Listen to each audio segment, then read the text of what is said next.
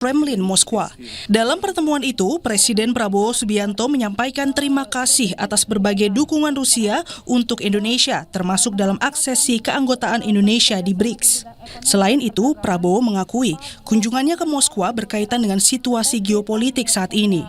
Ia menyebut dirinya perlu untuk berkonsultasi dengan Rusia, sekaligus mempererat kerjasama di bidang ekonomi dan energi. Saya juga datang untuk konsultasi karena situasi geopolitik dunia mengalami perkembangan dan perubahan yang sangat cepat. Kami memandang bahwa Rusia telah berperan sangat positif dalam menghadapi kondisi geopolitik yang penuh ketidakpastian ini. Karena itu kami merasa sangat perlu untuk konsultasi bagaimana kita hadapi situasi ke depan, dan terutama kalau bisa kita terus mempererat kerjasama terutama di bidang ekonomi dan energi. Di hari yang sama, Menteri Pertahanan Syafri Samsudin bertemu dengan Menteri Pertahanan Perang Amerika Serikat Pete Hegseth di Pentagon. Di dalam pertemuan ini, kedua negara sepakat membentuk kemitraan kerjasama pertahanan utama.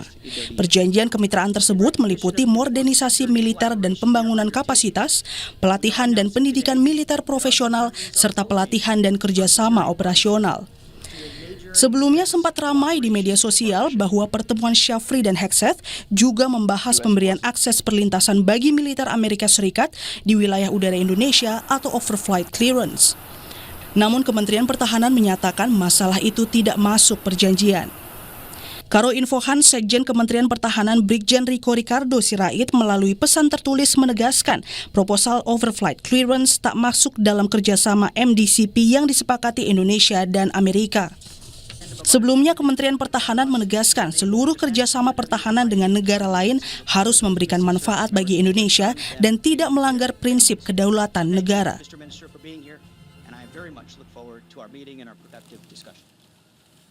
Saudara Prabowo, Presiden Prabowo Subianto bertolak ke Rusia dan Menteri Pertahanan Syafri Samsudin di saat yang bersamaan bertolak ke Amerika Serikat.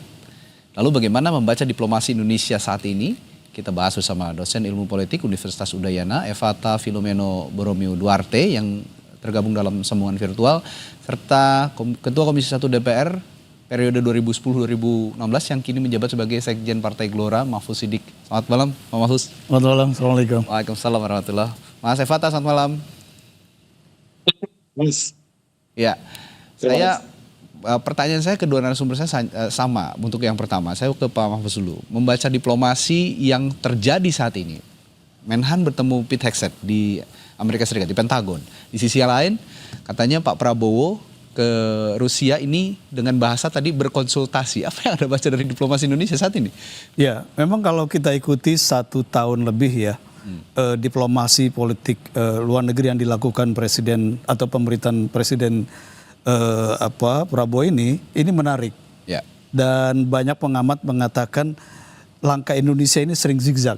Ya, sehingga sulit untuk mendefinisikan ini sebenarnya arahnya mau kemana. Ya, seperti yang kita saksikan hari-hari ini, presidennya ke Kremlin bertemu dengan Putin gitu ya, sementara Menhannya bertemu dengan Menhan Amerika ya, Menteri Perang Amerika Hegseth. Dan kalau kita lihat dua negara ini, Amerika dan Rusia, ini kan dalam konteks percaturan geopolitik ini kan face to face. Jadi ini juga yang memang akhirnya menimbulkan tanda tanya apa sebenarnya yang ingin dicapai oleh Indonesia. Tetapi terlepas dari itu saya kira Indonesia memang harus terus meningkatkan posisi dan leverage-nya, bobotnya di dalam konteks percaturan global ini, karena apa yang terjadi di satu wilayah ini kan akan punya pengaruh terhadap wilayah yang lain termasuk Indonesia. Bahkan sebenarnya saya ingin mengajak banyak pihak untuk mulai berpikir kemungkinan spot perang yang sekarang terjadi di Teluk Persia ini dalam waktu yang tidak terduga ini bergeser ke wilayah di sekitar kita. Ya, bisa jadi ini di wilayah Laut Cina Selatan. Jadi saya kira dalam konteks ini menjadi penting membaca kunjungan presiden ke Rusia dan juga kunjungan Menhan ke Amerika. Tetapi memang yang harus kita cermati apa yang disepakati oleh Indonesia dengan negara-negara besar ini juga akan sangat mempengaruhi kira-kira posisi Indonesia ketika konflik ini akan muncul dalam spot barunya misalnya di wilayah Laut Cina Selatan sebagai satu contoh. Oke. Kalau kata Pak Mahfuz tadi diplomasi zigzag gitu ya dari Indonesia, saya coba tanya ke Mas Evata. Mas Evata punya pandangan yang sama atau jangan-jangan Mas Evata berpandangan ini malah ada diplomasi dua kaki?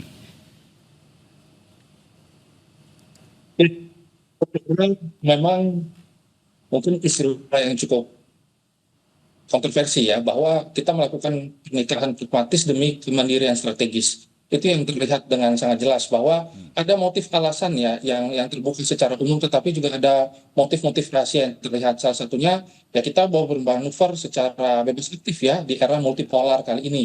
Nah, Indonesia sebenarnya ingin menegaskan posisi kemandiriannya gitu, tidak tergabung dalam salah satu blok ya, sehingga ini merupakan salah satu diplomatic sprint ya istilahnya gitu. Jadi bermain secara besar ya dengan overview yang sangat lebar begitu, dan menunjukkan bahwa Indonesia ini adalah mitra strategis gitu. Kalau Rusia kan akan berpikir bahwa Indonesia ini adalah salah satu negara yang bisa memecah kebuntuan mereka di kala sanksi Amerika Serikat.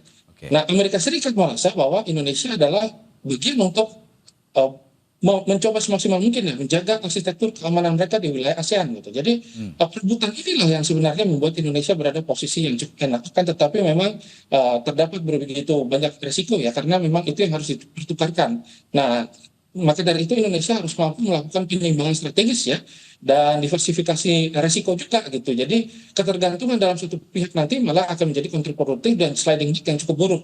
Kan tetapi dengan dinamika yang terjadi secara global ya, dan juga rencana Indonesia untuk memainkan posisi-posisi personalnya, dan ditambah dengan dukungan-dukungan yang sangat strategis yang dilakukan baik dari secara militer ya maupun kemajuan pengembangan sumber daya manusia, maka saya melihat bahwa ini yang nanti harus didrive dengan satu motif yang cukup kuat. Demikian. Oke.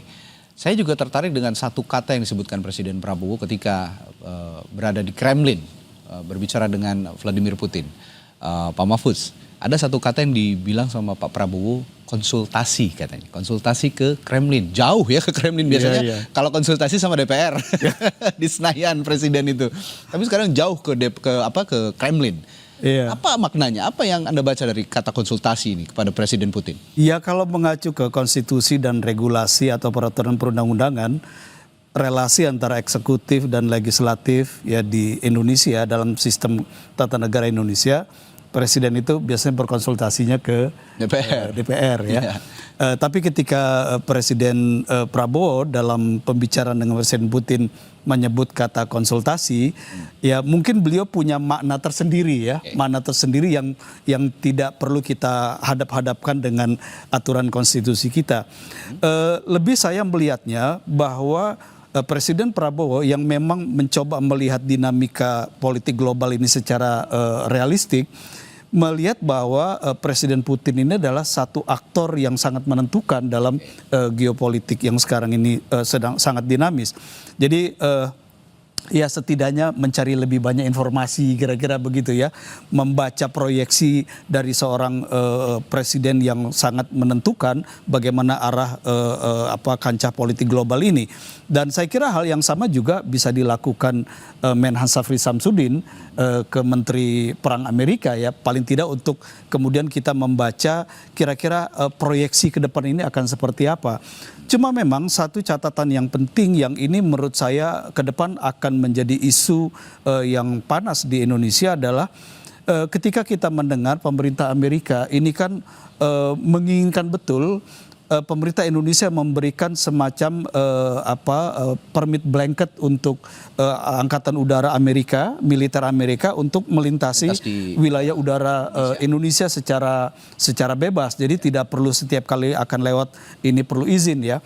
Yang pertama pemberian blanket permit ini sesuatu yang memang sangat strategis, sangat mendasar karena ini menyangkut kebijakan politik luar negeri Indonesia, dan itu menurut saya tidak bisa diputuskan sepihak oleh hanya eksekutif tapi juga harus persetujuan DPR. Itu yang pertama. Yang kedua, pertanyaannya adalah kira-kira apa latar belakang dan apa kepentingan Amerika meminta izin terbang secara bebas di wilayah Indonesia. Kira-kira ini akan ada apa? Ini pertanyaan penting yang menurut saya bisa jadi akan didiskusikan oleh baik Pak Menhan Syafri Samsudin maupun Presiden Prabowo. Oke, ini menarik juga soal blanket overflight yang ada di klausul pertemuan. Salah satu klausulnya begitu ya, Iya. pertemuan dengan Pete Hegseth.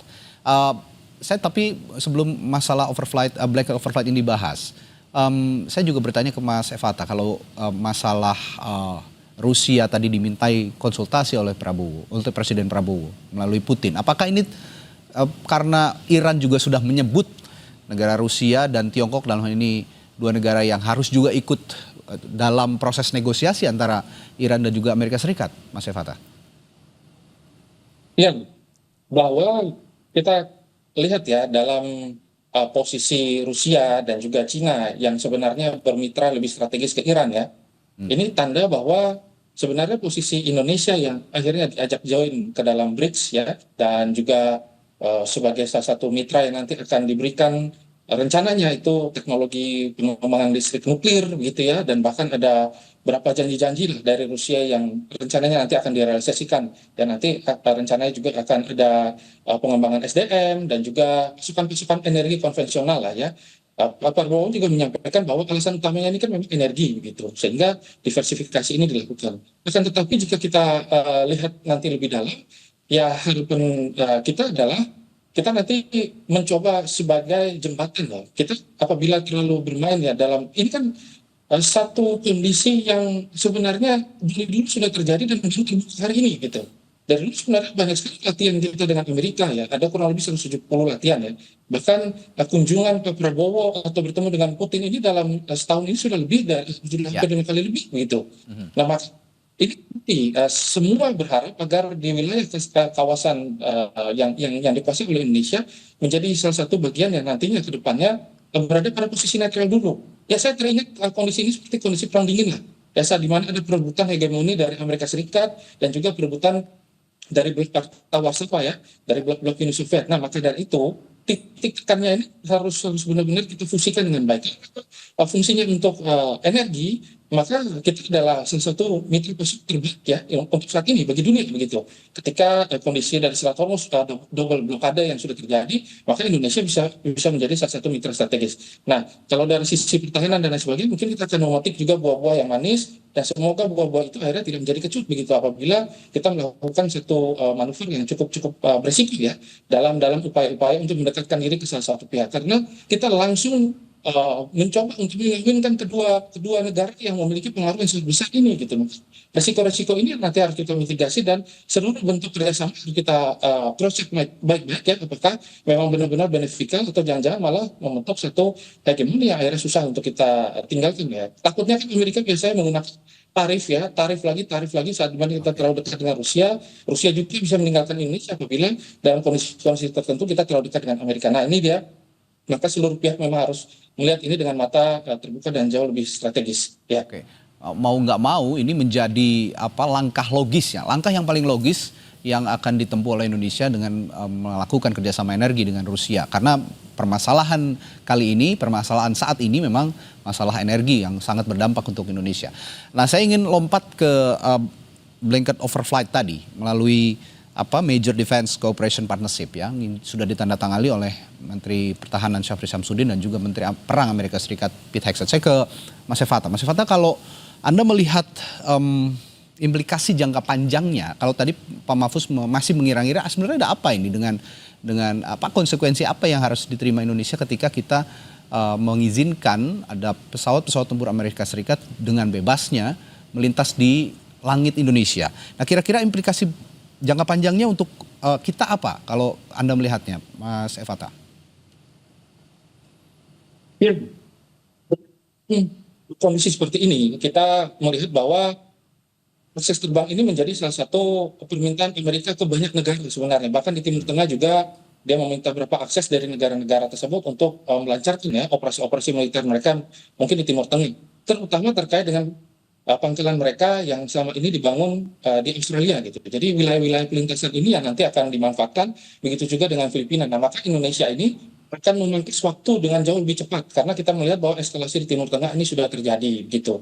Tetapi hal ini kan masih dalam kajian begitu, dan Indonesia juga tentu nanti harus berada pada posisi yang cukup strategis sehingga pembicaraan terkait dengan isu-isu ini memang harus disampaikan kepada publik dan rasionalisasinya itu apa begitu, sehingga ada clearance yang jelas gitu, katakan ya kalau memang kita nanti akan bermitra cukup strategis dengan Amerika ataukah memang kita akan diam-diam saja gitu, sehingga ini nanti bisa menjawab kenapa banyak sekali kadang-kadang ada beberapa pesawat-pesawat dari buatan Amerika Serikat yang kadang-kadang singgah sebentar ya, bahan bakar atau melakukan dan lain sebagainya. Nah ini ya memang kita harus terbuka bahwa memang sudah terjadi kerjasama yang cukup strategis ya, dan wilayah Indonesia ini menghubungkan wilayah Pasifik, Hindia, Laut Cina Selatan, dan akses ini akhirnya sangat dibutuhkan secara dramatis oleh Amerika. Maka mereka benar-benar meminta itu hari ini ya dalam kondisi-kondisi yang cukup tertekan, mereka mencoba semaksimal mungkin untuk melakukan manuver demikian. Maka dari itu tiba-tiba Rusia juga menawarkan bahwa hati nih jangan sampai nanti kalau kita melakukan perubahan ya secara lanskap pertahanan kita ya, memang kita ini kan sendirian gitu. Tiba-tiba Iran bermitra strategis secara pertahanan malah terjebak di sana. Nah itu kalau saya melihat ya demikian. Oke, nah Pak Mahfud, Anda sebagai orang yang pernah duduk di Komisi 1, bahkan memimpin Komisi 1, melihatnya kalau saat ini ada perjanjian blanket overflight tadi dengan Amerika Serikat, Komisi 1 perlu dilibatkan? Tapi jangan dijawab dulu, nanti saya akan tanyakan hal itu setelah jeda di Sapa Indonesia Malam.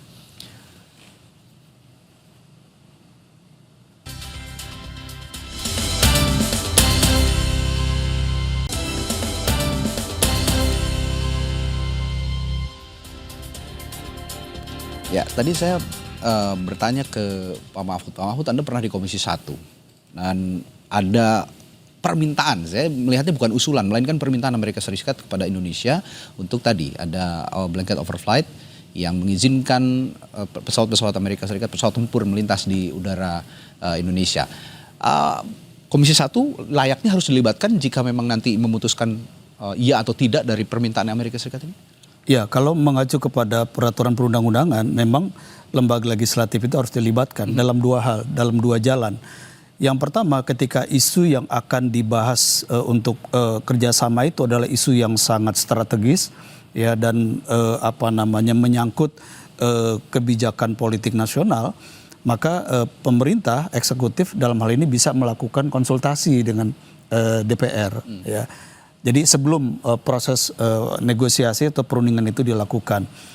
Tetapi eksekutif, presiden dalam hal ini juga punya kewenangan eksekutorial untuk menandatangani kerjasama dengan pihak lain, dengan negara lain, misalnya bilateral dengan Amerika. Itu bisa dilakukan, tetapi setelah itu kerjasama itu atau perjanjian ini harus diratifikasi oleh DPR, ya. Dan ketika sudah diratifikasi oleh DPR, maka barulah perjanjian atau kerjasama itu dinyatakan berlaku dan mengikat, ya. Jadi itu dua jalan ini. Tetapi yang saya dapatkan penjelasan dari Kementerian Pertahanan, perjanjian peningkatan kerjasama pertahanan Indonesia dengan Amerika ini satu judul, tapi permintaan tentang blanket overflight ini judul yang lain. Judul yang lain. Ya, memang waktunya bersamaan. Ya, dan saya kira bukan tidak mungkin pihak Amerika akan mencoba mengkaitkan dua hal ini dalam satu meja, meletakkan ini dalam satu meja, sangat mungkin. Nah, oleh karena itu menurut saya memang karena kita perlu menjawab apa kira-kira motif dan tujuan militer Amerika meminta blanket oversight ke Indonesia ini agar seluruh militer mereka bisa terbang ke wilayah Indonesia dengan bebas tanpa minta persetujuan setiap kali akan melintas. Ini harus dijawab dulu, untuk apa ini diminta? Ya, karena misalnya kita coba bikin skenario ya. Misalnya ketika Amerika memblokade Selat Hormuz, yang paling menderita ini kan China. Ya, karena suplai energi China ini kan menjadi sangat tersumbat. Dan itu bisa jadi cara Amerika menarik China untuk terlibat dalam konflik atau perang di Teluk Persia ini. Nah, kalau ini terjadi, misalnya China tergoda, kan bisa jadi itu alasan bagi Amerika untuk kemudian menciptakan spot konflik baru di Laut Cina Selatan. Misalnya Taiwan dengan Beijing. Walaupun kita tahu pimpinan oposisi di Taiwan, ya Cheng ini juga sudah bertemu Xi Jinping untuk mengantisipasi jangan sampai ini terjadi konflik terbuka antara keduanya kan. Tetapi kalau misalnya skenario ini benar, lalu ada konflik antara Taiwan dengan China dan Amerika mendukung Taiwan, kan sangat mungkin pergerakan atau mobilitas militer Amerika ini harus melewati wilayah Indonesia, bukan saja udara tapi juga wilayah perairan. Nah, apakah itu yang dimaksud atau dituju oleh Amerika? Jadi saya kira memang dan saya yakin Pak Presiden Prabowo ini kan ahli strategi ya dan ahli geopolitik, paham betul situasi ini dan tidak akan gegabah dalam mengambil keputusan. Oke, Mas Syafata, kalau tadi Pak Mahfud bilang harus dijelaskan dulu nih apa tujuannya blanket overflight ini. Nah, kalau memang kalau Pak Mahfud tadi berandai-andai dan menganalogikan dengan Selat Hormuz gitu ya, Pak Mahfud. Saya akan coba bukan berspekulasi ya, tapi misalnya Amerika berdalih bahwa ini untuk operasi kontingensi, latihan ataupun krisis begitu.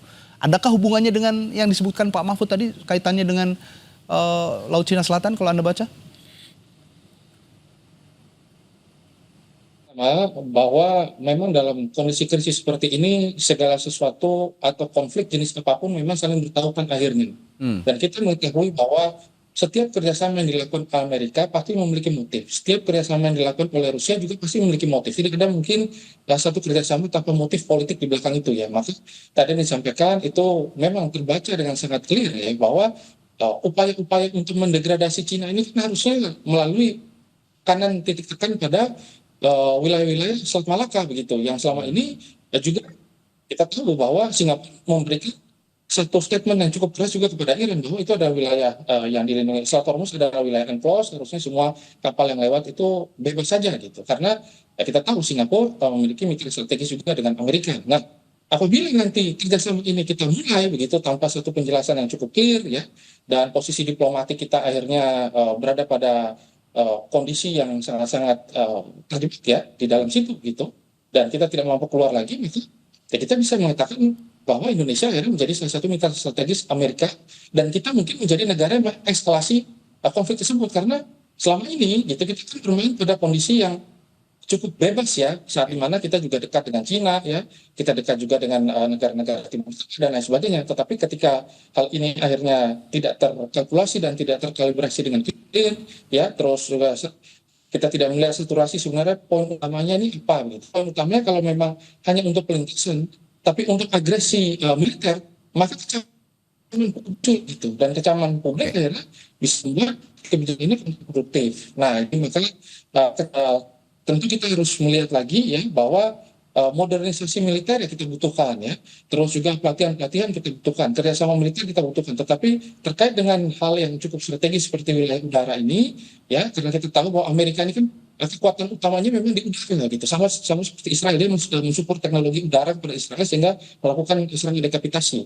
Nah, salah satunya ya ketika mereka mau mengalahkan Cina harus dengan cara mencekik ya Selat Malaka itu sendiri. Nah, tinggal Indonesia saja yang di Amerika kan istilahnya begitu. Kalau Indonesia di Amerika kan Selat Malaka selesai semua begitu kan. Itu 90% ketergantungan dari Selat Malaka oleh Cina itu 90%. Nah, ini dia. Ya, jadi ini menjadi paradoks dan tentu kita akan berada pada posisi tengah. Maka dari itu tiba-tiba Pak Prabowo melakukan omni diplomatic sprint ya, berada pada dua pihak ya langsung di waktu yang sama dan membicarakan hal yang cukup strategis. Ini tanda bahwa Indonesia masih berada pada posisi yang cukup clear, bebas aktifnya masih berjalan dengan baik. Demikian. Oke, Pak Mahfud terakhir.